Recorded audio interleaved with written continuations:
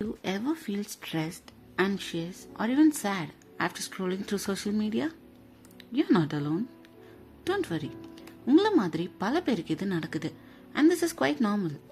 இந்த வீடியோவில் social media உங்கள் மென்டல் ஹெல்த்தை எப்படி இம்பேக்ட் பண்ணுதுனோ அதிலிருந்து எப்படி உங்கள் மென்டல் ஹெல்த் அஃபெக்ட் ஆகாமல் பார்த்துக்கணும்னு நான் உங்களுக்கு சொல்ல போகிறேன். First main problem comparison culture. Social மீடியாவில் பெரும்பாலும் மக்கள் அவங்களோட பெஸ்ட் மூமெண்ட்ஸை மட்டும்தான் காட்டுவாங்க.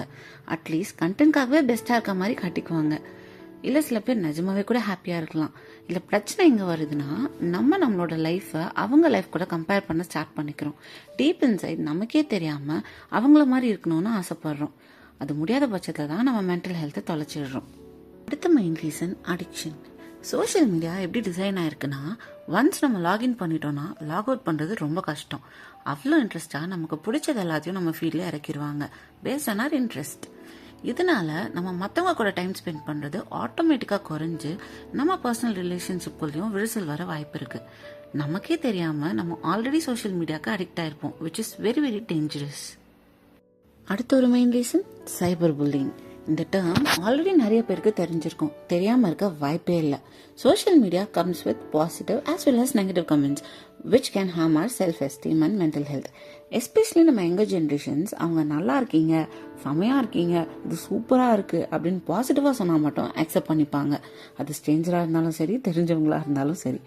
இதுவே நம்ம நெகட்டிவ் கமெண்ட்ஸ் அவங்களுக்கு கொடுத்துட்டோம்னா they automatically feel depressed and they don't have the tendency to take it very easily.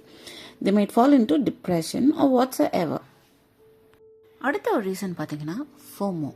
இது உங்களை நிறைய பேருக்கு தெரிஞ்சிருக்காது. ஃபோமோன்றது கிட்டத்தட்ட ஒரு சிண்ட்ரோம் மாதிரி தான். That means fear of missing out. ஒரு குரூப் ஆஃப் பீப்புள் இருக்கும் போது நம்ம மட்டும் தனிச்சிருப்போமோ, நம்மளை அவங்க டவுனாக பார்த்துருவாங்களோன்ற ஃபீலிங் தான். லாஸ்ட் இந்த மெயின் திங் ஸ்லீப் டிஸ்டர்ப்ஷன்.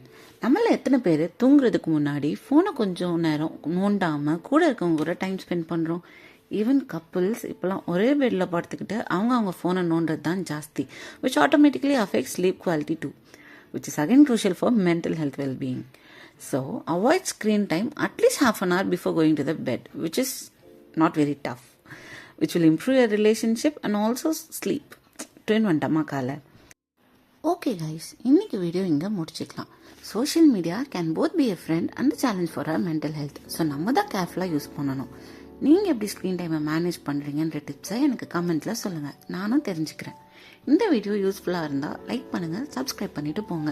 இன்னும் இந்த மாதிரி இன்ஃபர்மேட்டிவ் வீடியோஸ் நிறைய வரப்போகுது. தேங்க்ஸ் ஃபார் வாட்சிங்.